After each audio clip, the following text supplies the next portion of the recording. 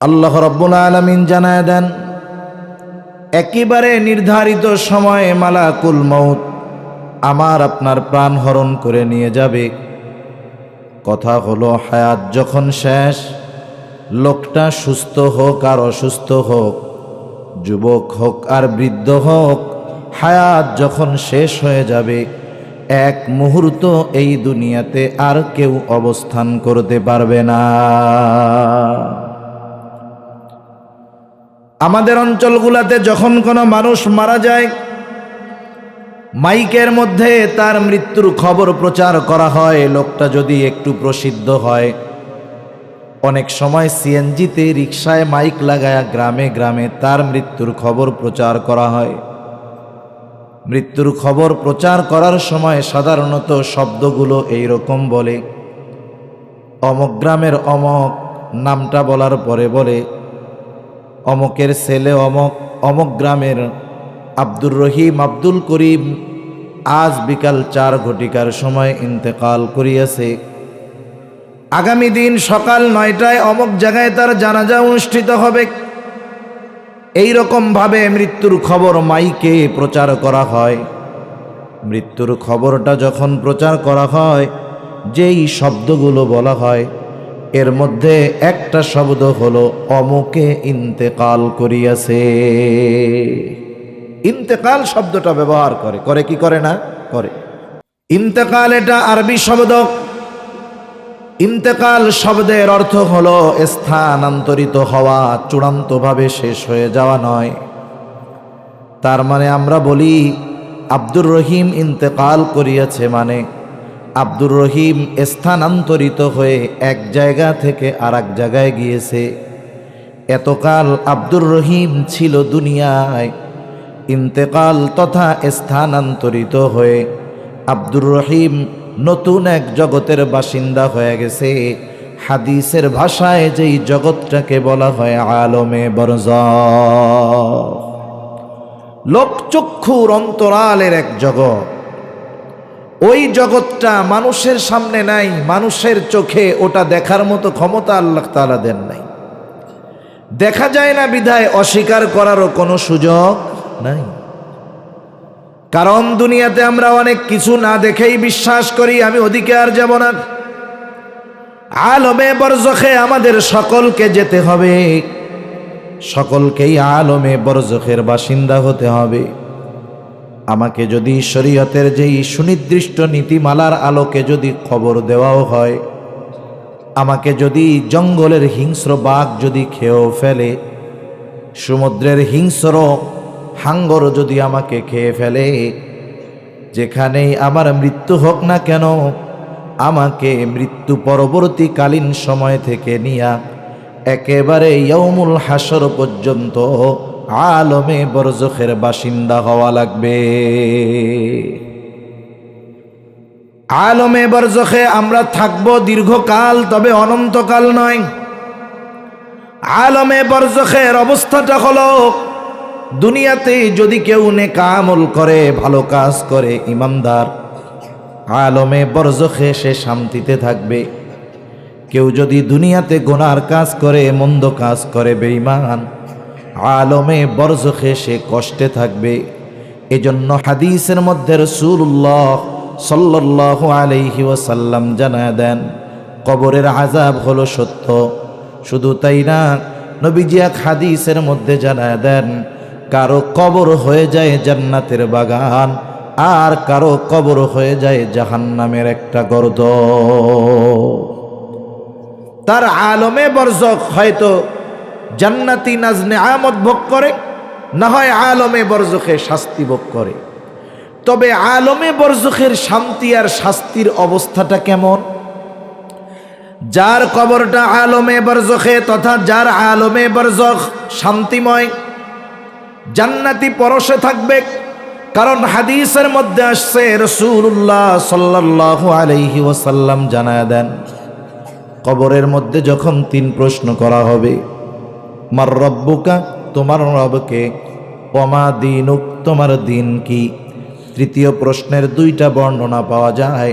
জিজ্ঞাসা করা হবে নবীজিকে দেখায়া, মা হাযার রাজুলুল্লাযী বুইসা ফীকুম, এই ব্যক্তিকে যাকে তোমাদের কাছে প্রেরণ করা হয়েছিল। কোন কোন বর্ণনায় আসছে জিজ্ঞাসা করা হবে ওমান নাবিয়্যুক, তোমার নবীকে। এই 3 প্রশ্নের জবাব যেই আল্লাহর বান্দা দিতে পারবে সে তো পরীক্ষায় পাস। আল্লাহ তাআলার পক্ষ থেকে ঘোষণা আসবে, সাদাকা আবদি সাদাকা আবদি ফাফরিশুহু মিনাল জান্নাহ ওয়ালবিসুহু মিনাল জান্নাহ ওয়াফতাহু লাহু বাবান ইলাল জান্নাহ। এই 3 প্রশ্নের জবাব যে দিতে পারবে আল্লাহ তাআলার পক্ষ থেকে ঘোষণা আসবে, আমার বান্দা সত্য বলতেছে সত্য বলতেছে, তার কবরে জান্নাতি বিছানা এনে বিছায়া দাও, তাকে জান্নাতি পোশাক এনে পরায় দাও, তার কবরের সাথে জান্নাতের সাথে একটা দরজা খুলে দাও। আর এক হাদিসের মধ্যে আসছে তার কবরকে এতটা বিস্তৃত করে দেওয়া হবে, প্রশস্ত করে দেওয়া হবে, তার দৃষ্টিসীমা যত দূরে যায়। আর এক বর্ণনায় আসছে এই 3 প্রশ্নের জবাব দেওয়ার পর ফেরেশতারা বলবে, তুমি ঘুমাও নতুন দুলা যেমন করে ঘুমায়। এই নাজ নেয়ামত পাইয়া ও মনে করবে এটাই মনে হয় জান্নাত, ও মনে করবে এটা জান্নাত, কারণ এর চাইতে শান্তির জায়গা আর কিছু হইতে পারে না। ও তখন আল্লাহ তাআলার কাছে ওই আল্লাহর বান্দা বলবে, আল্লাহ এর চাইতে নাজ নেয়ামতের আর কি হতে পারে? তখন ফেরেশতারা বলবে, আল্লাহর বান্দা না না, তুমি যা ভাবতেছো তা নয়, এটা জান্নাত নয়। তোমাকে যেই শান্তি দেওয়া হয়েছে, যেই নেয়ামত দেওয়া হয়েছে, জান্নাতের তুলনায় এটা কোনো কিছুই না। বরং আল্লাহ তাআলা এর চাইতে কল্পনাতীত নেয়ামত তোমার জন্য প্রস্তুত করে রাখছেন, যেটা হাসরের দিন কিয়ামতের পরে তোমাকে দেওয়া হবে। এইবার ওই আল্লাহর বান্দা আল্লাহর কাছে দরখাস্ত করবে, বলবে, আল্লাহ যথা দ্রুত সম্ভব আপনি কিয়ামত কায়েম করেন, আমি আমার জন্য নির্ধারিত চূড়ান্ত স্থানে অবস্থান করতে চাই। এই 3 প্রশ্ন আমাদের সবার জানা আছে না নাই? কার কার নাই একটু হাত উঁচা করেন তো। সবার জানা আছে না? শুনেন, যেই প্রশ্ন আগে ফাঁস হয় বুঝতে হবে ওই প্রশ্নের উত্তর জাগা মতো দিতে খুব কঠিন হবে। প্রশ্ন 3টা সহজ।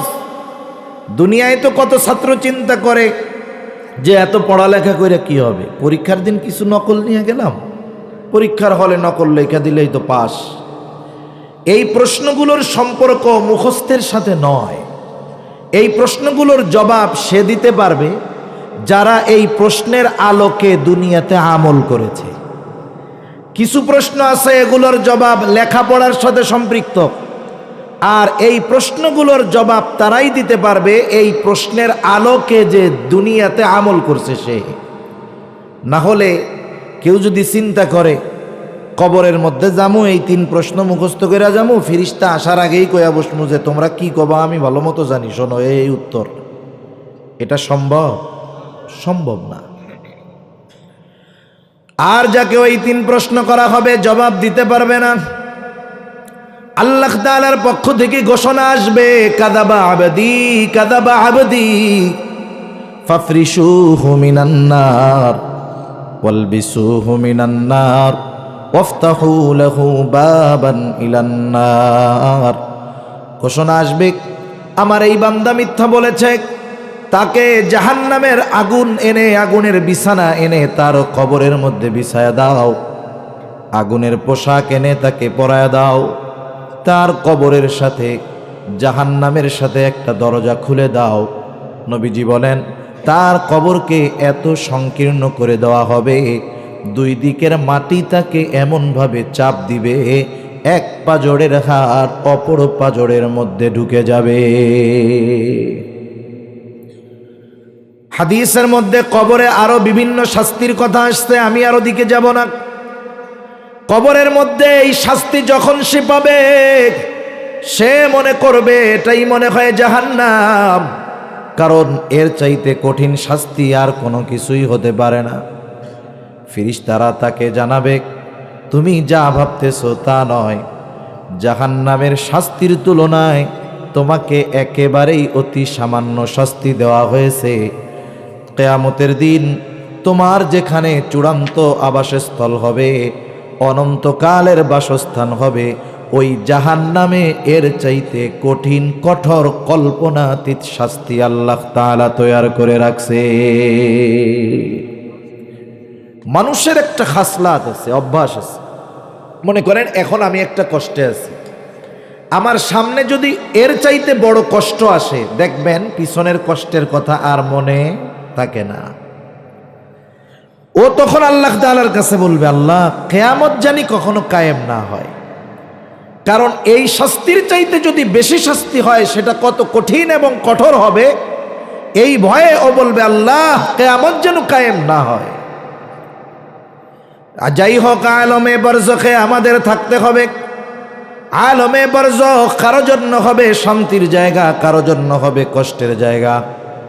আলমে বরজখে থাকতে হবে দীর্ঘকাল। রাসূলুল্লাহ সাল্লাল্লাহু আলাইহি ওয়াসাল্লামের হাদিস থেকে কথা জানা যায়, সর্বশেষ যেই মানুষটা দুনিয়া থেকে বিদায় নিবে সেও কমপক্ষে 40,000 বছর আলমে বরজখের বাসিন্দা থাকবে। সর্বশেষ ব্যক্তি কমপক্ষে কত হাজার বছর? 40,000 বছর। এক সময় আলমে বরজখের অবস্থান শেষ হবে। আল্লাহ তাআলা কোরআনুল কারীমের মধ্যে জানায় দেন, ওয়ানুফিখা ফিস-সূরি ফাসাইকা মান ফিস-সামাওয়াতি ওয়া মান ফিল আরদ সুম্মা নুফিখা ফীহি উখরা ফাইযা হুম কিয়ামুন ইয়ানযুরুন। আল্লাহ রাব্বুল আলামিন বলেন, ওয়ানুফিখা ফিস-সূর ফাসাইকা মান ফিস-সামাওয়াতি ওয়া মান ফিল আরদি ইল্লা মান শাআল্লাহ। আল্লাহ তাআলা জানায় দেন, প্রথমবার সিংহায় ফুৎকার দেওয়ার পর আসমান জমিনের মাঝে যা কিছু আছে, যত মানুষ আছে, যত মাখলুক আছে, প্রথমবার সিংহায় ফুৎকারের পর ফাসাইকা, সবাই ওই সিংহায় ফুৎকারের আওয়াজে অজ্ঞান হয়ে যাবে। মুফাসসিরিন কেরাম বলেন, প্রথমে অজ্ঞান হবে, এরপরে মৃত্যু ঘটবে, সর্বশেষ মানুষটাও দুনিয়া থেকে চলে যাবে। শুধুমাত্র আল্লাহ তাআলা যাদের চান, যা চান সেগুলো ছাড়া বাকি সব অজ্ঞান হবে, মরবে, আলমে বরজখের বাসিন্দা হবে। হাদিসের মাধ্যমে জানা যায়, এইবার সর্বশেষ ব্যক্তি যখন দুনিয়া থেকে বিদায় নিবে তার কমপক্ষে 40,000 বছর পর আল্লাহ তাআলার নির্দেশে ইসরাফিল আলাইহিস সালাম দ্বিতীয়বার আবার সিংহায় ফুৎকার দিবে। আল্লাহ তাআলা বলেন, সুম্মা নুফিখা ফীহি উখরা ফাইযা হুম কিয়ামুন ইয়ানযুরুন। অতঃপর যখন আবার সিংহায় ফুৎকার দেওয়া হবে, প্রত্যেকে তার অবস্থান স্থল থেকে উঠে দাঁড়িয়ে যাবে। ফাইযা হুম কিয়ামুন ইয়ানযুরুন। উইঠা ডানে বামে তাকায় দেখতে থাকবে কি হচ্ছে এইগুলা। যেই লোকটা কবরের মধ্যে আযাবে ছিল, যেই লোকটা আলমে বরজখে শাস্তিতে ছিল, শুধুমাত্র কিয়ামতের ময়দানে উঠবে, বিচার হয় নাই, জাহান্নামেও যায় নাই, শুধুমাত্র কিয়ামতের ময়দানের অবস্থা দেখে ওই লোকটা যে কবরের মধ্যে আযাবে ছিল সে তার আযাবের কথাও ভুলে যাবে। কিছুই হয় নাই, শুধু উঠছে। শুধু কি হইছে? উঠছে। ওইটা তাকায় দেখতেছে কি হইতেছে এইগুলা। মাঝে মধ্যে যখন ঝড় হয়, ঝড়ের আগে ভর দুপুরে দেখবেন গোটা আকাশ মেঘাচ্ছন্ন হয়ে যায়, কালো হয়ে যায়, অন্ধকার হয়ে যায়। বলেন তো ওই সময়ে মনের মধ্যে একটা ভয় কাজ করে না? ভয় কাজ করে তো? কিছুই তো হয় নাই, শুধু আবহাওয়াটা দেখেই অবস্থা খারাপ। কি হবে না হবে সেটা তো পরে। কিয়ামতের দিন মানুষের বিচার আচার শুরু হয় নাই, কিছুই হয় নাই, শুধু উঠছে। কিয়ামতের আবহাওয়া দেখেই তারা কবরের আযাবের কথা ভুলে যাবে। আল্লাহ রাব্বুল আলামিন কোরআনুল কারীমের মধ্যে বলেন, ক্বালু ইয়া ওয়াইলানা মান বা'আসানা মিন মারকাদিনা হাযা মা ওয়াদার রহমানু ওয়া সাদাকাল মুরসালুন। আল্লাহ রাব্বুল আলামিন বলেন, তারা বলবে ইয়া ওয়াইলানা মান বাআসানা মিন মারকাদিনা, হায় দুর্ভোগ, কে আমাদেরকে আমাদের অবস্থান স্থল থেকে জাগায়া দিল। মনে করেন কাকে জাগানো যায়? যে ঘুমায় থাকে তাকে। ওরা মনে করবে আমরা ঘুমায়েছিলাম। মুফাসসিরিনে কেরাম বলেন, তাদের এই কথার জবাবে মুমিনরা অথবা ফেরেশতারা বলবে হাদা মা ওয়াদার রহমান ওয়া সাদাকাল মুরসালুন, এটাই তো হলো সেই দিবস যেই দিবসের ওয়াদা, যেই দিবসের প্রতিশ্রুতি যিনি দিয়েছেন তিনি কে? এই দিবসের ওয়াদা দিয়েছেন আল্লাহ, আর এই দিবসের সত্যায়ন করেছেন রাসূলগণ। ওয়া সাদাকাল মুরসালুন, যত নবী রাসূল এসেছেন উম্মতদেরকে দাওয়াত দিছেন, দুনিয়ায় ভালো কাজ করো, নেক কাজ করো, ঈমান আনো, গুনাহ থেকে বাঁচো, কিয়ামতের দিন হিসাব নিকাশ হবে, জান্নাতে যাইতে পারবা। আর যদি মন্দ কাজ করো, গুনার কাজ করো, কিয়ামতের দিন তোমার গোটা হায়াতের সব কিছুর হিসাব আল্লাহ তাআলা নিবেন। ওই দিবসের ওয়াদা আল্লাহ দিলেন, সাথে সাথে ওই দিবসের সত্যায়ন সব রাসূলগণ নবীগণ উম্মতের জন্য করছেন। ঠিক কিনা বলেন? ওই দিনের অবস্থাটা কত ভয়াবহ বোঝানোর জন্য বলি। আয়েশা সিদ্দিকা রাদিয়াল্লাহু তাআলা আনহা থেকে বর্ণিত হাদিস, নবীজি সাল্লাল্লাহু আলাইহি ওয়াসাল্লাম বলেন, কিয়ামতের দিন সকলে বিবস্ত্র অবস্থায় উঠবে, কারো গায়ে পোশাক থাকবে না। আয়েশা সিদ্দিকা রাদিয়াল্লাহু তাআলা আনহা বলেন, ইয়া রাসূলুল্লাহ, মানুষেরা বিবস্ত্র অবস্থায় উঠবে, একজন কি আরেকজনের দিকে তাকাবে না? নবীজি বলেন, আয়েশা, মানুষ এতটা ভীত সন্ত্রস্ত থাকবে, চিন্তিত থাকবে যে একজন আরেকজনের দিকে তাকানোর বিষয়টা চিন্তাও করবে না। এখন তো আমরা কোনো জিনিস দেখলে অবাক নয়নে, অপলক নয়নে চেয়ে থাকি। যদি নিজের পছন্দের জিনিস হয় ওরকমও বলি, মন চায় 1000 বছর হায়াত পাইলে শুধু তাকাইয়াই থাকতাম। কিন্তু কিয়ামতের ময়দানে কেউ কারো দিকে তাকানোর চিন্তা পর্যন্ত করবে না, এতটা ভীত থাকবে মানুষ। কিয়ামতের ময়দানে কয়েকটা অবস্থা হবে সবচাইতে কঠিন অবস্থা, যেই অবস্থাগুলোয় কিয়ামতের সব মানুষ চিন্তিত, ভীত থাকবে, ভীত সন্ত্রস্ত থাকবে। কয়েকটা অবস্থায়, এর মধ্যে একটা অবস্থা হলো, বাকিগুলো আমার বলার মতো সুযোগ সময় নাই।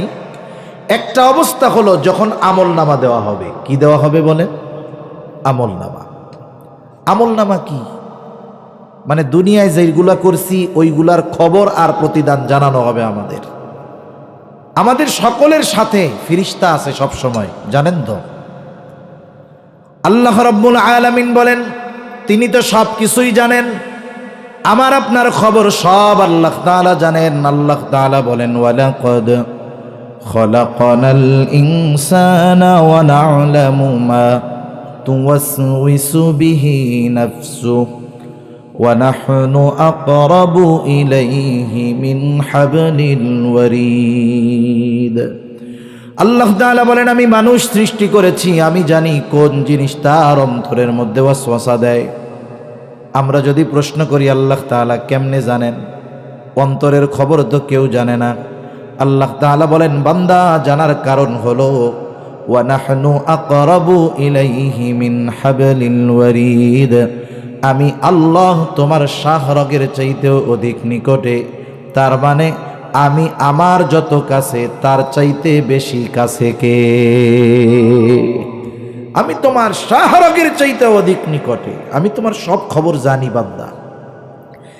সাথে সাথে আল্লাহ তাআলা জানায় দেন, ডান কাঁধে একজন, বাম কাঁধে একজন ফেরেশতা রেডি করে রাখছি।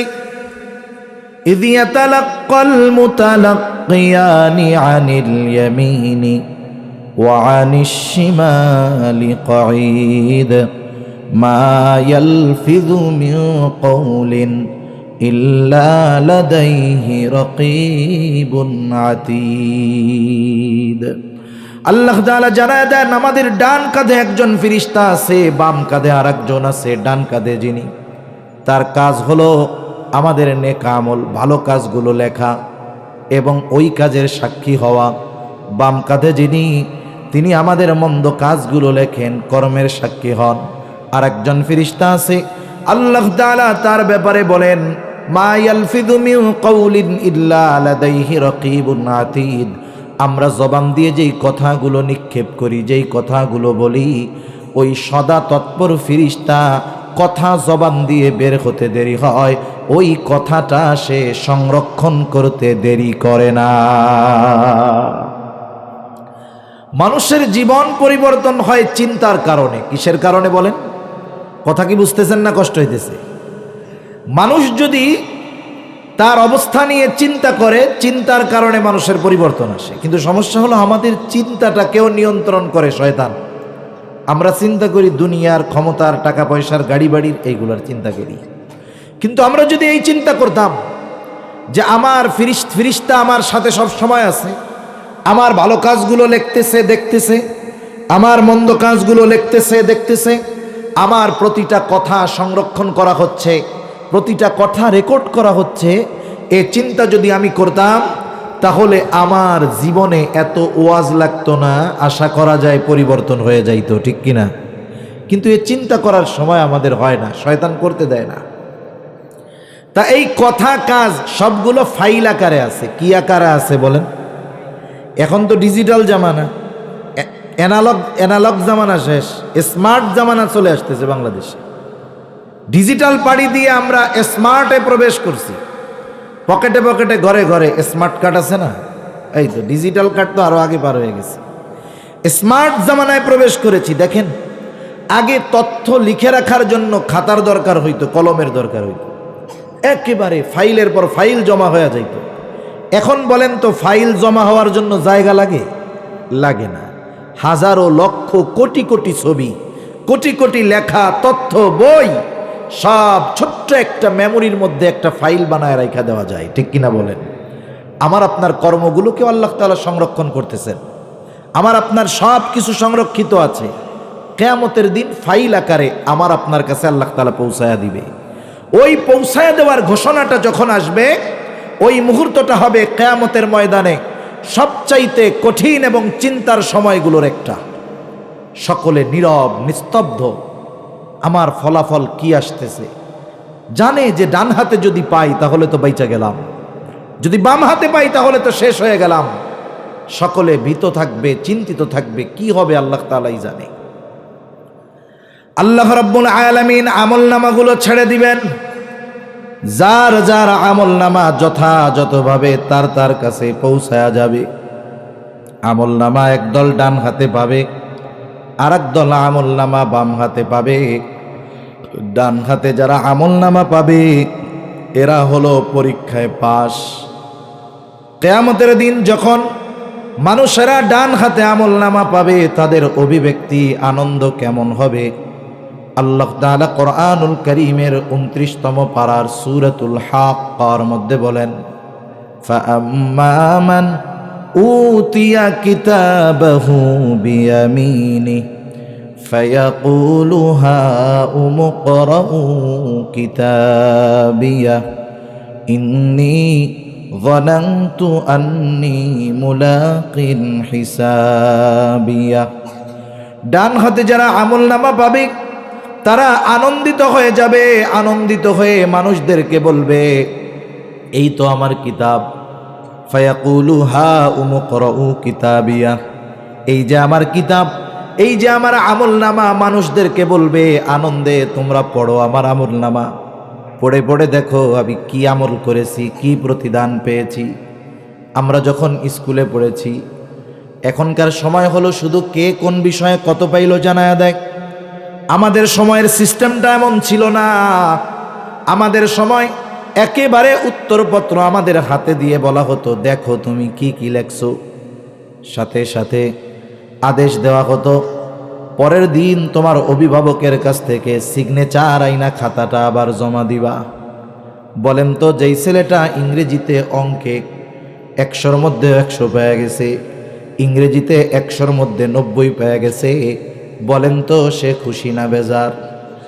শুধু তাই না, এত খুশি আনন্দে বন্ধুদেরকে বলতো, বন্ধু দেখো এই তো আমার খাতা, দেখ কি লেখাটা লিখছি। স্যারে কোনো জায়গায় কলম ঢুকাইতেও পারে নাই। আনন্দের ঠেলায় বলে পড়ো পড়ো, এই যে আমার আমলনামা পড়া দেখো। কেমন যেন আমলনামা পড়তে বলার সাথে সাথে ডান হাতে আমলনামা পাবার কারণগুলো সে বলে দিবে। কারণটা কি? সে বলবে ইন্নী যানানতু আন্নী মুলাকিন হিসাবিয়া। আমি ডান হাতে কেন আমলনামা পাইলাম শুনো, কারণ আমি এই ব্যাপারে দৃঢ় ধারণা পোষণ করতাম, অর্থাৎ আমি এই ব্যাপারে দৃঢ়ভাবে বিশ্বাস রাখতাম আমাকে আমার কর্মের হিসাব দিতে হবে, আল্লাহ তাআলার সামনে হিসাবের কাঠগড়ায় আমাকে দাঁড়াতে হবে। এই ব্যাপারে আমি দুনিয়ায় দৃঢ় বিশ্বাসী ছিলাম বিদায় গোনার থেকে বাঁচতাম, ভালো কাজগুলো করতাম, যার কারণে আল্লাহ তাআলা আজকে আমাকে ডান হাতে আমলনামা দিয়ে দিয়েছে। তাহলে ডান হাতে আমলনামা পাবে কারা? দুনিয়াতে ভালো কাজ করবে এবং গোনা থেকে বেঁচে থাকবে যারা, তারা ডান হাতে আমলনামা পাবে। আর একদল আমলনামা পাবে বাম হাতে। কোন হাতে? যারা বাম হাতে আমলনামা পাবে, আল্লাহ রাব্বুল আলামিন তাদের অভিব্যক্তি কি হবে আল্লাহ তাআলা সেটাও বলেন। ওয়া আম্মা মান উতিয়া কিতাবাহু বিশিমালি ফায়াকুলু ইয়া লাইতানি লাম উতা কিতাবিয়া ওয়া লাম আদরি মা হিসাবিয়া। বাম হাতে যারা আমলনামা পাবে এদেরকে সামনাসামনি বাম হাতে দেওয়া হবে না, বরং বাম হাতটাকে বুক চিরে পেছন দিকে নেওয়া হবে, পিঠ চিরে পেছন দিকে নেওয়া হবে, এরপরে বাম হাতে আমলনামা দেওয়া হবে। আল্লাহ তাআলা আমলনামা যখন সকলের হাতে পৌঁছায়া যাবে, আল্লাহ তাআলা বলবেন ইকরা কিতাবাকা কাফা বিনাফসিকাল ইয়াউমা আলাইকা হাসিবা।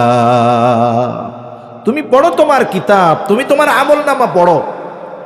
একজন মূর্খ মানুষ যে দুনিয়াতে নিজের নামটাও লিখতে পারে না, ওই দিনও তাকে আমলনামা পড়ার যোগ্যতা দিবেন কে? আল্লাহ যোগ্যতা দিয়ে দিবে, সেও পড়তে পারবে। আমলনামা পড়ার যোগ্যতা আল্লাহ তাআলা দিয়ে দিবেন, বলবেন তোমার হিসাবের জন্য তুমি নিজেই যথেষ্ট। আমলনামাগুলো পড়বে, কাফেরও পড়বে, দিনদারও পড়বে।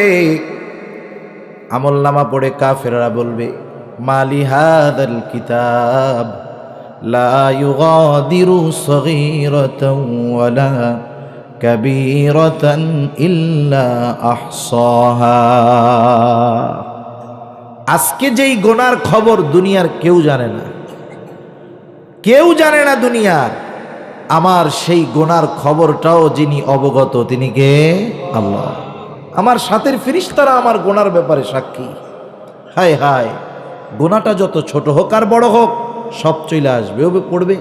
কেমন কিতাব রে এটা, একটা ছোট বড় গোনাও হিসাব থেকে বাদ যায় নাই। কেমন অবস্থা, কেমন কিতাব।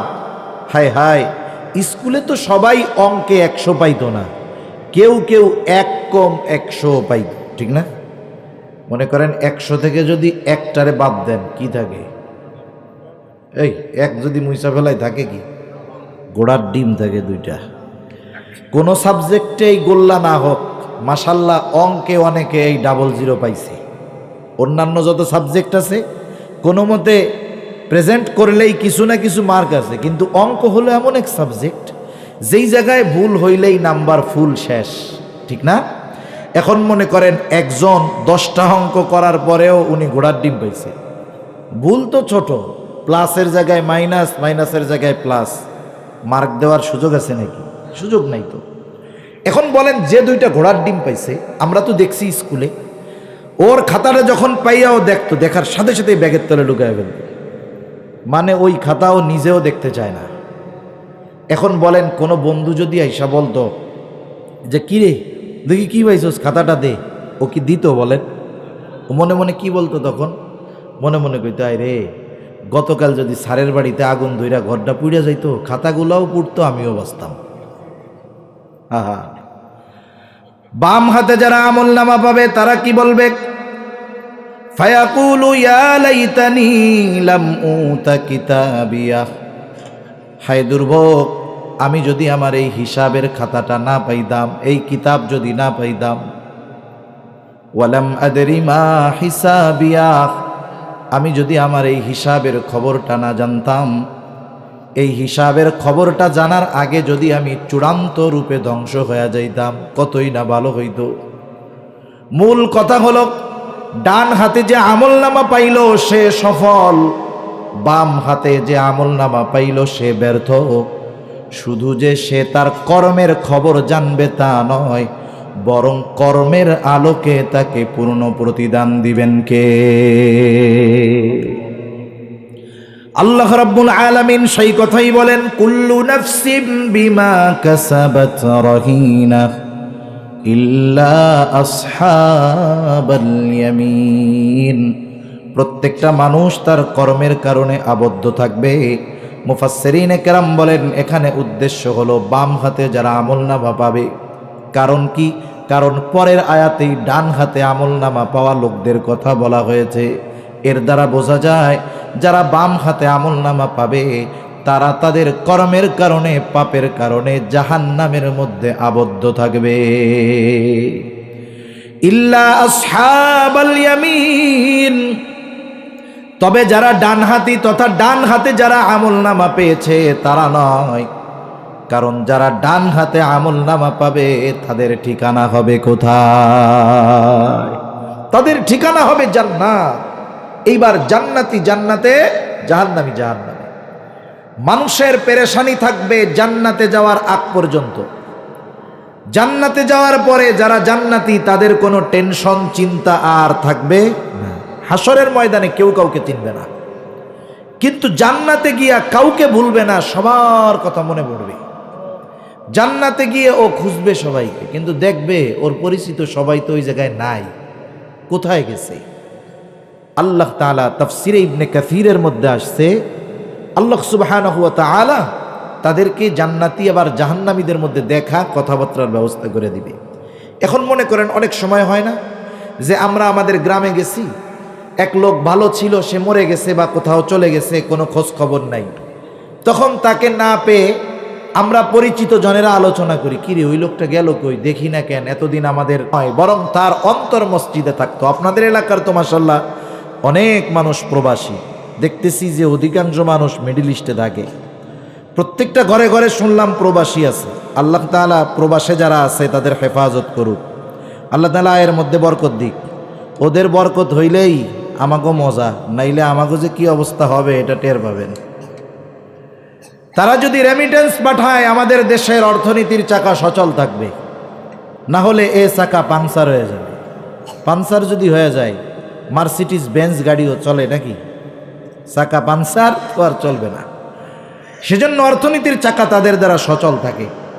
আপনাদের যাদের আত্মীয় স্বজন, সন্তান, বন্ধু বান্ধব প্রবাসে আছে, মাঝে মধ্যে ফোনে কথা হয় না?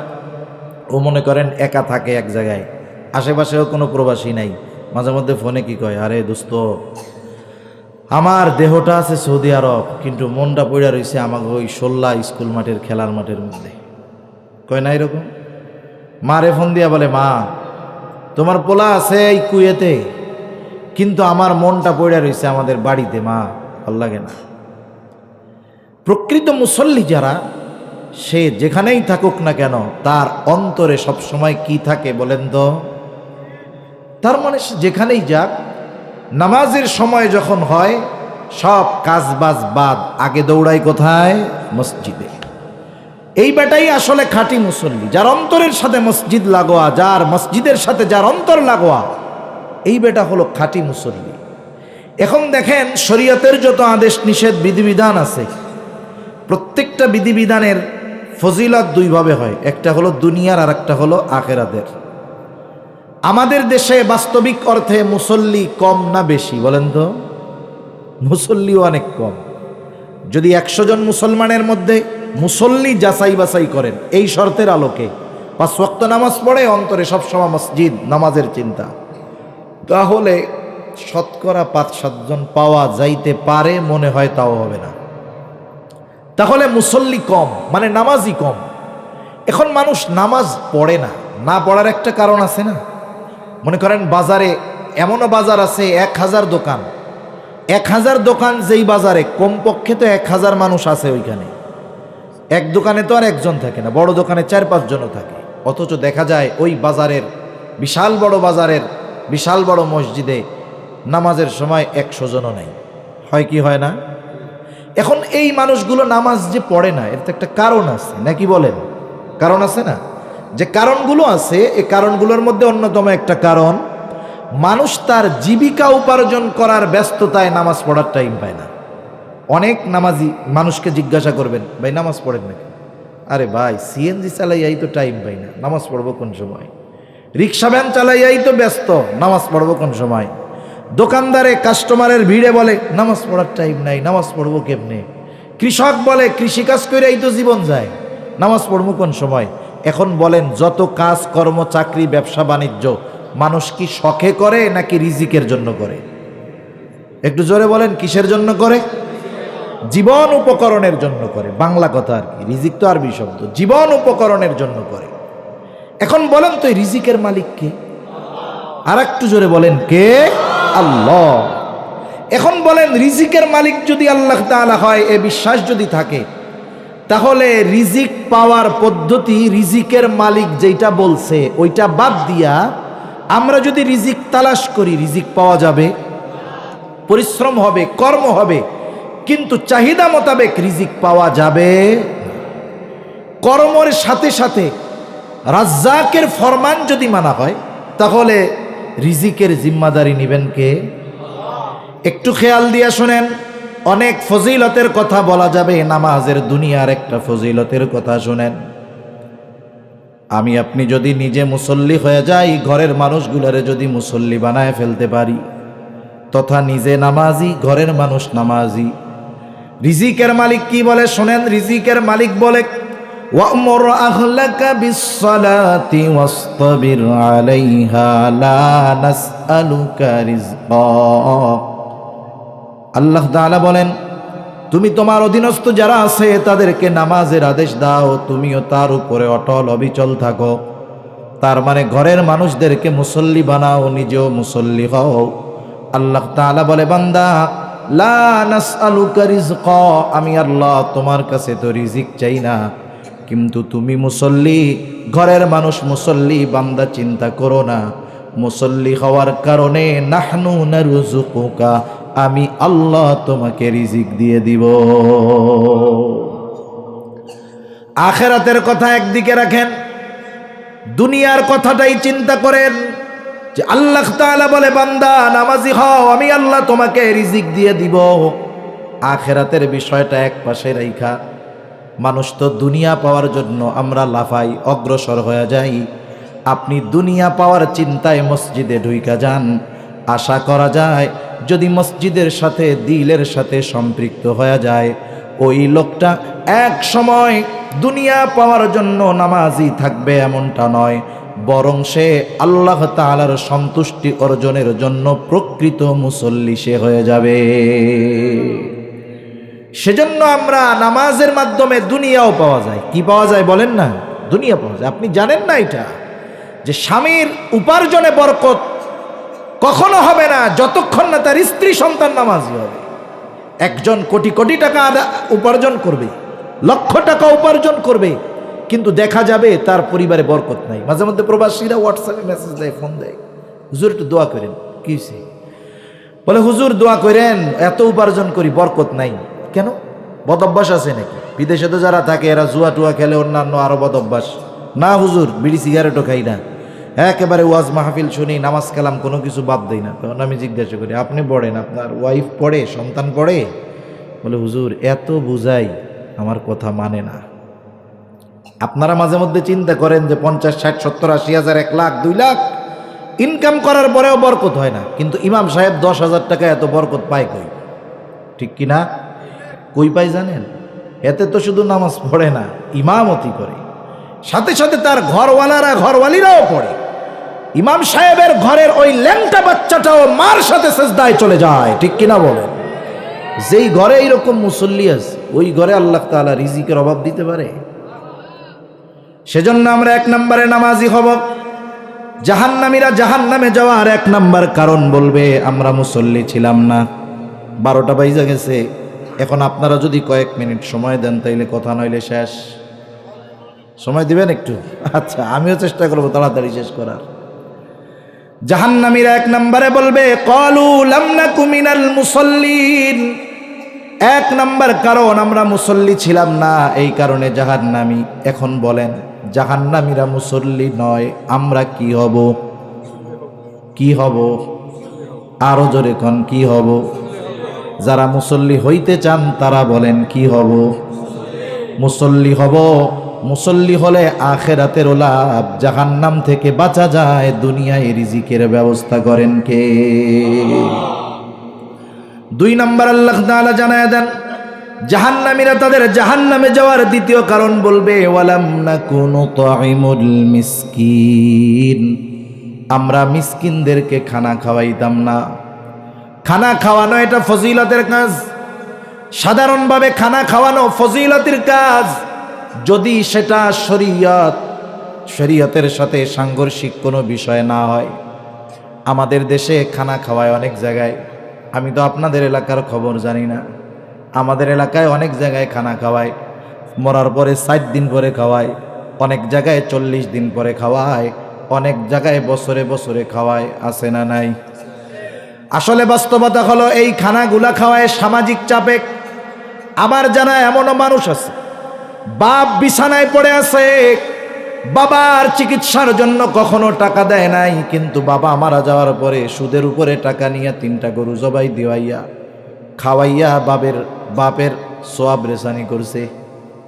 যখন অসুস্থ টাকা দেয় নাই, মরার পরে সুদে টাকা নিয়ে গরু কিনা খাওয়াইছে বাপের সোয়াব রেসানি করতে।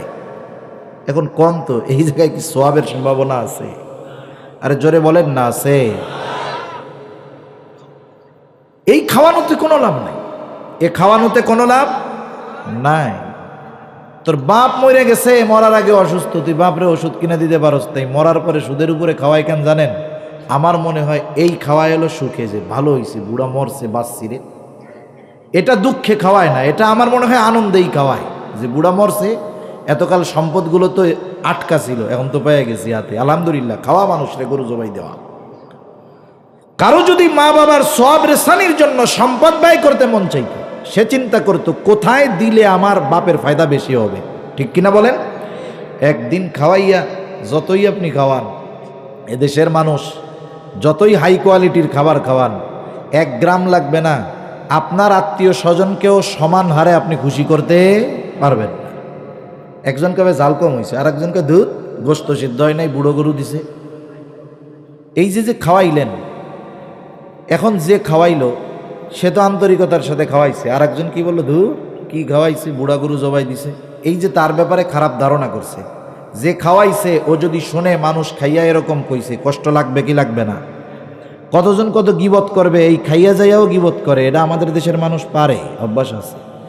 একটা গীবতের গোনা আর সারা জীবন মানুষরে খাওয়ানোর সওয়াব এক পাল্লায় দিলে গীবতের গোনা 12 হবে বেশি। এই জন্য অনেকে এই 40 দিনে খাওয়াইয়া সওয়াব তো বহুত দূর, নিজেও গোনা করে, পাবলিকরে দিয়েও গোনা করায়। সাথে সাথে এই খাবার যদি খাওয়াইতেই হয়, হকদার যারা তাদের খাওয়াইতে হবে। একেবারে মিসকিন গরিব জীবনে কোনোদিন গোশতর ঘ্রাণ পায় না, কিন্তু আমরা এরকমও দেখি, মরার খাওয়ান খাওয়ায়, পাবলিক সব বাইরে খায়, আর ঘরের ভিতরে তেলওয়ালা যারা তেলওয়ালা, বুঝেন নাই, এগো পাতিল একটা নিয়ে কয়, বস খান, কত লাগবে খান, পারলে পাতিলের মধ্যে চঙ্গ দিয়া বলবে এর মধ্যে নাই গান।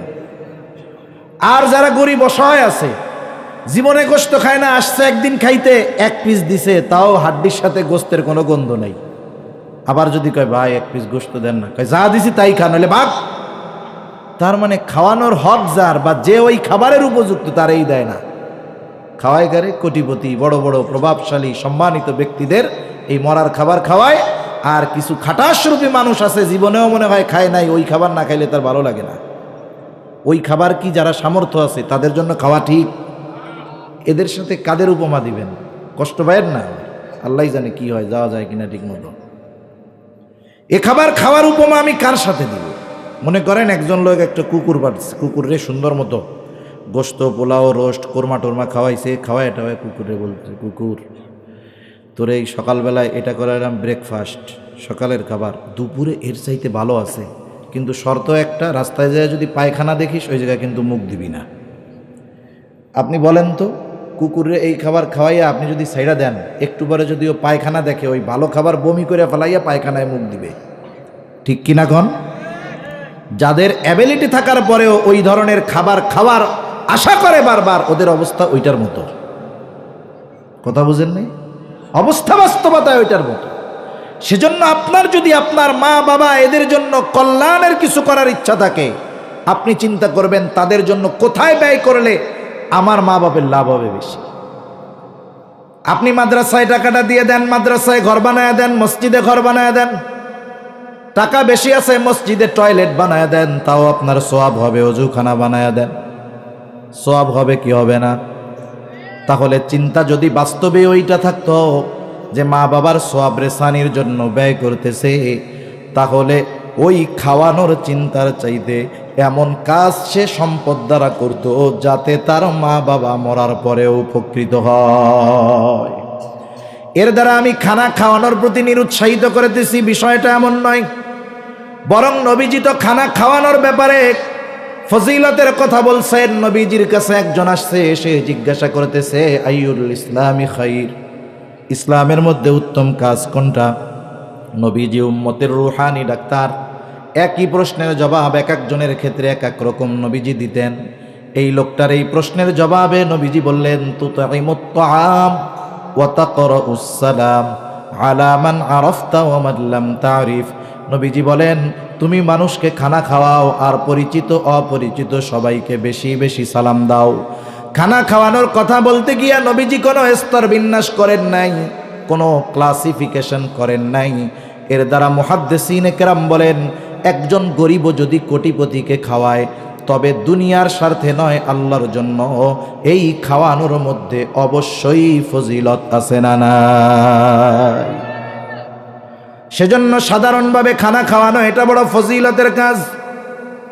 2 নাম্বার, প্রতিবেশীকে খানা খাওয়ানো এটা শুধু ফজিলতের কাজ নয়, বরং ঈমান সম্পৃক্ত কর্ম। হাদিসের মধ্যে আসছে, নবীজি বলেন, ওই ব্যক্তি মুমিন নয়, লাইসাল মুমিন আল্লাযী ইয়াশবাহু, ওই ব্যক্তি মুমিন নয় যে নিজে পেট পুরে খায় আর তার প্রতিবেশী অভুক্ত থাকে। নবীজি বলেন, ওই লোকটা মুমিন নয়। এই যে প্রতিবেশী অভুক্ত, একে খানা খাওয়ানো ঈমান সম্পৃক্ত কাজ। আর যদি প্রতিবেশী মিসকিন, অসহায় বা অন্য কেউ হয়, এদেরকে খানা খাওয়ানো তো আরো ভালো কাজ, ঠিক কিনা? এজন্য আমরা মিসকিন অসহায় যারা, তাদেরকে খানা খাওয়াবো। আমার কাছে যদি না থাকে, কেউ যদি চায়, আরেকজনের কাছ থেকে প্রয়োজনে টাকা ধার নিয়ে তারে খাওয়াবো। জাহান্নামীরা এই জন্য বলতেছে, ওয়ালাম নাকু নুতঈমুল মিসকিন, আমরা মিসকিনদেরকে খানা খাওয়াইতাম না, এই জন্য আমরা জাহান্নামী। 3 নাম্বার কারণ, ওয়া কুন্না নাখুদু মাআল খায়িদিন, অনর্থক কথাবার্তায় বিতর্কে যারা লিপ্ত থাকতো, আমরা তাদের সাথে গিয়ে বিতর্ক করতাম, বসতাম। আপনাদের এলাকায় চার দোকান আছে নাকি? একটু জোরে কর না, আছে নাকি? চাটা খান না আবার আপনারা? চায়ের দোকান আছে, চার দোকানে টিভি আছে। আপনাদের এলাকায় কি টিভি ছাড়া চায়ের দোকান আছে? নাই। যদি থাকতো ওই লোকটার সাথে আমি একটু দেখা করার চেষ্টা করতাম। তার মানে ওই লোকটা হলো এই জামানার আল্লাহর ওলি এক ব্যবসায়ী, কিন্তু আফসোস এটা খুঁজে পাওয়া যাবে বলে সহজে মনে হয় না। তা বলেন তো, চায়ের দোকানে যারা চা খায় আমার দেখা, তারা যুবক না, অধিকাংশ হলো মুরব্বী কিসিমের লোক, পড়ন্ত বয়স যাদের, তাদের, এনারা চায়ের দোকানে বসে। চার দোকানে টেলিভিশন যার আছে, যারটা একটু বড়, এর দোকান ব্যবসা খুব জমজমাট। আরেকজন দেখে যে ওর দোকানে 42 ইঞ্চি টেলিভিশন, লোকজন বেশি। এবার ও চিন্তা করছে 42 ইঞ্চি আনছে, আমি 84 ইঞ্চি টিভি একটা আনবো। এবার ওর দোকানে 84 ইঞ্চি টিভি লাগাইছে। এখন মুরব্বীরা ওই 42 ইঞ্চি টিভিওয়ালার দোকানে যায় কি বলে, তোমার দোকানে আর আমাদের বসা টসা হবে না। কেন, কি হয়েছে চাচা? তোমার টিভি ছোট হয়ে গেছে, পাশের দোকানে দেখছো এমন এক টিভি আনছে, মনে হয় আমরা এই টিভির মধ্যে ঢুকে যাইতে পারবো। টিভি তো আর ছোট হয় নাই, টিভি তো ঠিকই আছে, কিন্তু চিন্তা করেন এইবার ওই দোকানে বসে আড্ডা দিবে, বড় টেলিভিশনে খেলা দেখবে, সিনেমা দেখবে, নাচ দেখবে, গান দেখবে। এই কাজটা দুঃখ লাগে বেশি যারা করে এরা অধিকাংশ মুরব্বী, দাড়ি পাকা মানুষ, জীবনের পড়ন্ত বিকালে একেবারে আছে, একটু পরেই সূর্য ডুইবা যাবে, হায়াতের সূর্য। এই মানুষগুলো বেশি করে। আর এই মানুষগুলো যে করার কারণটা কি? অধিকাংশ মুরব্বী মানুষ জীবনের শুরুতে খুব কষ্ট ক্লেশ করছে, বাচ্চাদের লেখাপড়া শিখাইছে, অথবা খুব কষ্ট কইরা দুইটা পোলারে বিদেশে পাঠায় দিছে। এখন কি তার আর কষ্ট করার দরকার আছে? তার কি কোনো ব্যস্ততা আছে? এইবার পোলা টাকা পাঠায়, সুন্দর মতো ব্যাংক থেকে উঠায়, খরচ করে। আর এখন হলো ওনার অফুরন্ত সময়। জোহরের পরে শীতের দিন গোসল টোসল করে খাওয়া দাওয়া করে ওই জোহরের পরে দোকানে যায়, আর রাত 10টা 11টায় বাড়িতে ফিরে। এরকম আল্লাহর বান্দা তো মাশাআল্লাহ আপনাদের এলাকায় নাই মনে হয়। আচ্ছা, তার মানে আপনাদের কথায় মনে হয় ভালোই আছে। একটু চিন্তা করেন তো, এনারা যদি জিজ্ঞাসা করেন, চায়ের দোকানে দিনের অর্ধেক সময় কাটায় দিচ্ছেন, 10-12 ঘন্টা, কেন এত সময় বসে থাকেন? উনি বলবে যে দেখ বাবু, টাইম টুইম কাটে না, এই জন্য চার দোকানে বসে টাইম কাটাইতেছি, সময় পার করতেছি, এই তো বলবে নাকি? তার মানে বোঝা গেল ওনার সময়ের কোনো অভাব নাই। এখন আপনি যদি ওনারে যায় বলেন যে চাচা, কাজ কাম তো আপনার এখন নাই, আপনার 2 ছেলে বিদেশে আছে, আলহামদুলিল্লাহ, আপনার সময় অফুরন্ত, এক কাজ করেন, জীবনের এই শেষ সময় আপনি 3 চিল্লার জন্য কাকরাল চলে যান, ওলামায়ে কেরামের সাথে পরামর্শ কইরা আপনি এই 16 মার্কাজে যান, ওইখানে গিয়ে ইমাম সাহেবের সাথে আলোচনা করে আপনি 3 চিল্লা বা 1 চিল্লায় চলে যান। আপনার তো সময়ের অভাব নেই, আল্লাহর রাস্তায় সময়টা ব্যয় করেন। তখন কি বলবে জানেন? ওরে বাবা, আমার যেই ব্যস্ততা, এই ব্যস্ততা প্রধানমন্ত্রীরও নাই।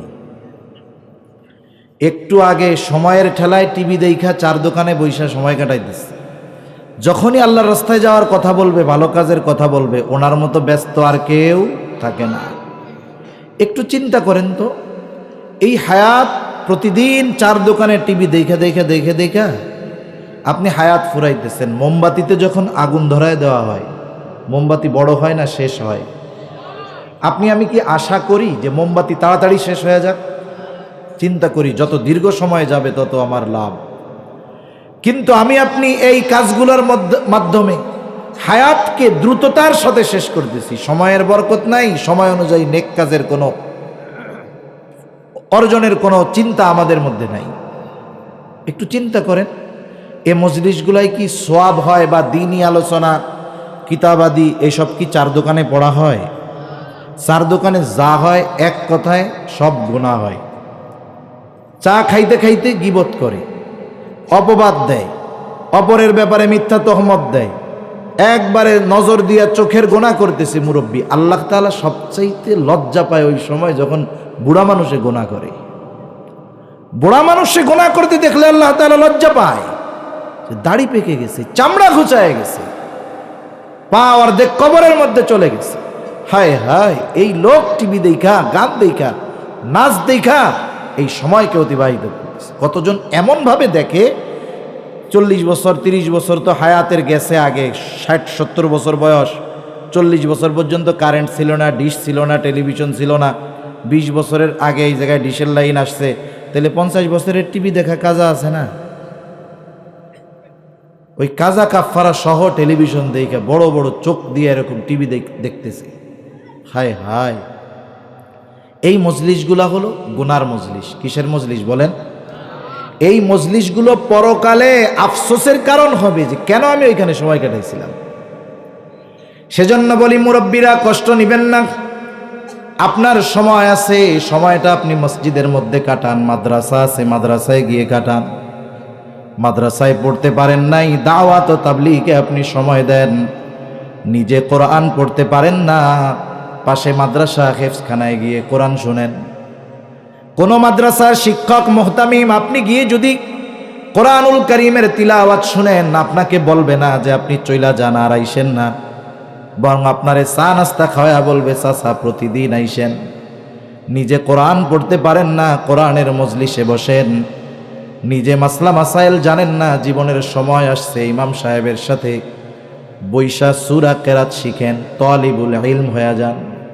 এই বুড়াকালে যদি তালিবুল ইলম হয়ে যান, শিখতে শিখতে যদি হায়াত শেষ হয়ে যায়, মৃত্যু যদি চলে আসে, এর চাইতে সৌভাগ্যের আর কি হতে পারে? সেজন্য এই ধরনের মজলিসগুলো থেকে আমরা বাঁচবো, কারণ এগুলো জাহান্নামে যাওয়ার কারণ হবে। 4 নম্বর কারণ হিসাবে তারা বলবে ওয়া কুন্না নুকাযযিবু বিয়াউমিদ্দিন। এখানে অবস্থা হলো দুইটা, একটা হলো আমরা কিয়ামতের ব্যাপারে গাফেল ছিলাম, আর একটা হলো কিয়ামতের ব্যাপারে আমরা অবিশ্বাসী ছিলাম। বিশ্বাস করতো একদল কিন্তু উদাসীন ছিল, এই কারণে তাকে দীর্ঘকাল জাহান্নামে থাকতে হবে। আর যদি কিয়ামতকে অস্বীকারী হয় তাহলে কাফের, চিরতরে জাহান্নামের মধ্যে থাকতে হবে। কারণ ঈমানের ভিত্তিগুলোর মধ্যে একটা হলো ওয়াল ইয়াউমিল আখিরি, ঈমান আনতে হবে আখিরাতের উপরে। সুতরাং কেউ যদি পরকালকে অবিশ্বাস করে, অর্থাৎ মৃত্যু থেকে নিয়ে একেবারে এরপরে যা আছে এই বিষয়গুলোর মধ্য থেকে কোনো একটাকে যদি সে অস্বীকার করে, সে জাহান্নাম, সে বেঈমান, তার ঠিকানা হয়ে যাবে জাহান্নাম। সেজন্য কিয়ামতের ব্যাপারে দৃঢ় বিশ্বাসী আমাদের হতে হবে। কারণ কিয়ামতের ব্যাপারে তথা জবাবদিহিতার দিবসের ব্যাপারে, আখিরাতের ব্যাপারে যার যত বেশি ভয়, দুনিয়ার কাজ তার তত সুন্দর। ওই যে শুরুর কথা, ডান হাতে যে আমলনামা পাবে, আমলনামা পাবার কারণ হিসাবে সে বলবে ইন্নী যানানতু আন্নী মুলাকিন হিসাবিয়া, আমি এই ব্যাপারে দৃঢ় বিশ্বাস রাখতাম যে পরকালে আমাকে আমার হিসাব আল্লাহ তাআলার সামনে দিতে হবে। এই জন্য মুরব্বী বাবারা, আমার যুবক ভাইয়েরা, অনুরোধ করি প্রতিদিন রাতে বিছানায় যাওয়ার পর, চোখে ঘুম আসার পূর্বে, আল্লাহ তাআলার সামনে হিসাব দেওয়ার আগে প্রতিদিন নিজের সাথে নিজে একটা হিসাব করব। এটাকে বলে মুহাসাবা। কি বলে বলেন না? নিজের সাথে নিজে হিসাব করব। সারাদিন কত ভালো কাজ করছি, নেকের কাজ করছি, গুনার কাজ করছি, একটা সামারি টান দিব, দেখবেন সামনে চলে আসবে যে আজকে আমার গুনার কাজ বেশি বা আজকে আমার নেকের কাজ বেশি। রাতটা হলো এমন এক জিনিস, বিছানায় যাওয়ার পরে যে রাতটা ওই শোয়ার পর থেকে তার চিন্তাধারা যেদিকে নিবে, রাতের গোটা চিন্তাধারা অবস্থা ওই দিকে তার যাবে। মোবাইল নিয়ে যদি শুরু করে তাহলে আস্তে আস্তে খারাপের দিকে যাবে। আর যদি মরার ভয় নিয়ে চিন্তা করে, দেখবেন তাহলে তার হৃদয়ের অবস্থা অন্যরকম হবে। ঠিক কিনা বলেন? সেজন্য আমরা হিসাব করব। আল্লাহ তাআলার সামনে হিসাব দেওয়ার আগে নিজেরা হিসাব করব। যখন দেখেন কোনো প্রতিষ্ঠানে অডিট আসবে, হিসাব নেওয়ার জন্য আসবে, এর আগে যারা হিসাবের দায়িত্বে থাকে 15-20 বার হিসাব করে যে ওই ব্যক্তির সামনে আমার হিসাবগুলো পেশ করার আগে আমি বারবার রিভিশন দেই। অমুক মোহতামিম সাহেবের কাছে গিয়া বলে হুজুর দেখেন তো হিসাবটা ঠিক আছে নাকি, বাংলা স্যারের কাছে গিয়া বলে দেখেন তো হিসাবটা ঠিক আছে নাকি, আবার এলাকার শিক্ষিত আর একজনের ডাক দিয়ে বলে ভাই দেখেন তো হিসাবটা ঠিক আছে কিনা। সে বারবার নিজের হিসাবটা বারবার করে। কেন করে? কারণ চূড়ান্তভাবে যার সামনে হিসাব দিতে হবে তার সামনে গিয়ে জানি হিসাবে ভুল বের না হয়ে যায়। ঠিক কিনা বলেন? সেজন্য এখন হায়াত আছে, সুস্থ আছি, আমল করার সুযোগ আছে। যদি এই সুযোগকে কাজে না লাগাই, মৃত্যুর পরে আফসোস হবে, তবে কিন্তু কিছু করার থাকবে না। একটা আয়াত বইলাই শেষ করে দেই। মানুষ যখন মারা যাবে, যারা ভালো মানুষ, দিনদার, তারা তো ভালো, তাদের তো আর কোনো টেনশন নাই। কিন্তু যারা গুনাহগার, যারা এই সময়টাকে চায়ের দোকানে, টেলিভিশনে, মোবাইলে গুনার কাজে কাটায় দিলাম, ভালো কাজ করলাম না, নারী হোক আর পুরুষ হোক, ওই নারী অথবা পুরুষ মৃত্যুর পরে আফসোস করে। কি করে বলেন না? জোরে বলেন, কি করে? ওই আফসোস যে গোসল করায় সে হয়তো শুনে না, যে কাফন পরায় সেও শুনে না, জানাজা যে পড়ায় সেও শুনে না, সর্বশেষ যিনি কবরে নামান তিনিও শোনেন না। কিন্তু ওই আফসোস যে সে করে, এ খবর আমাদের জানাইছে কে? আল্লাহ তাআলা জানাইছে। হায় রে, ভালো কাজ করে নাই, নেক আমল করে নাই, সম্পদ ছিল দান সাদকা করে নাই, এই যে সময়টাকে নিজে খেলায় খেলায় কাটায় দিছে, ওই লোক মরার পরে বলে ফায়াকুলা রব্বি লাউলা আখারতানি ইলা আজালিন করিব। ওই ব্যক্তি তখন বলে ও আমার রব, লাউলা আখারতানি ইলা আজালিন করিব ফাআসাদ্দাকা ওয়া আকুম মিনাস সালিহিন। যদি আমাকে একটু সামান্য সময়ের জন্য পুনরায় অবকাশ দেওয়া হইতো, আবার যদি একটু হায়াত আমাকে দেওয়া হতো, সময় আমাকে দেওয়া হতো, আমাকে যদি দুনিয়ায় একটু ফিরে যাওয়ার সুযোগ দেওয়া হতো, ফাআসাদ্দাকা ওয়া আকুম মিনাস সালিহিন, আমি দান সদকা করতাম, সৎ কর্ম করে আমি সৎ কর্মশীলদের অন্তর্ভুক্ত হয়ে যাইতাম। বলেন তো এই আফসোস মরার পরে যদি কারো করতে হয়, আল্লাহ না করুন এমনটা যেন আমাদের কারো না হয়। বলেন তো যাদের এই আফসোস করতে হবে, যারা করবে, আফসোস করবে ঠিক, কিন্তু একটা মুহূর্তের জন্য দুনিয়ায় আসতে পারবে কিনা? সুতরাং আমাদেরকেও জানি ওই আফসোসকারীদের তালিকায় অন্তর্ভুক্ত না হতে হয়। এজন্য হায়াত থাকতে এই কাজগুলো করব তো ইনশাআল্লাহ। কারা কারা করবো হাত উঁচা করি। নারায়ে তাকবীর, নারায়ে তাকবীর। হাত নামাই। কাজ কয়টা বলেন? জাহান্নাম থেকে বাঁচার জন্য কাজ কয়টা? 1 নাম্বার কাজ, নামাজি হব। কি হব? যত ব্যস্ততা থাক নামাজ পড়বো ইনশাআল্লাহ। যুবক ভাই যারা আছেন নামাজ ছাড়বেন না। এলাকার মধ্যে নামাজি বাড়ানোর ফিকির আমরা করি। কত সুন্দর মসজিদ হয়েছে আলহামদুলিল্লাহ। আসার সময় নাইমা চিন্তা করতেছি কই যাইতেছি, রাস্তা তো দেখি না, কিন্তু মসজিদ দেখা সব সেন্স পাল্টে গেছে। এত সুন্দর মসজিদের সাথে সাথে সুন্দর মুসল্লির দরকার আছে না নাই? আমি জানি না তো, আপনাদের কমিটি তো ভালো, যা শুনলাম প্রশংসা শুনলাম মাশাআল্লাহ। কিছু কমিটি আছে ওনাদের কাজ হইল ইমাম মুয়াজ্জিন খাদেমের দোষ ধরা আর এনাদের খুসানো, ওইটা হলো ওনারা মনে করে ওনাদের আমল। আসলে কমিটির কাজ হইল এলাকায় নামাজি বাড়ানো, বেনামাজিদেরকে মসজিদমুখী করা, ঠিক কিনা বলেন? মসজিদে তালিমের হালকার ব্যবস্থা করা, দিন শিক্ষার ব্যবস্থা করা, যাতে অনেক মানুষ আছে লজ্জায় নামাজ পড়তে আসে না, কিছুই পারি না হুজুর, নামাজ পড়বো কি, তাদেরকে এই শিক্ষাগুলোর ব্যবস্থা করানো। এ দায়িত্বগুলো হলো মূলত মসজিদ কমিটির, আর এই দায়িত্বর দিক নির্দেশনা দিবেন ইমাম, এটাই হলো নিয়ম। কথা বোঝা গেছে না? সেজন্য আমরা মসজিদগুলোকে শুধু সুন্দর নয় মুসল্লিতে পরিপূর্ণ করার চেষ্টা করব ইনশাআল্লাহ। আমরা মুসল্লি হব। 2 নম্বর, মিসকিন অসহায়দেরকে খানা খাওয়াবো। 3 নম্বর, অনর্থক মজলিস থেকে আমরা বেঁচে থাকবো, এগুলো জাহান্নামে যাওয়ার কারণ হবে। 4 নম্বর, কিয়ামতের প্রতি সুদৃঢ় বিশ্বাসী হব ইনশাআল্লাহ।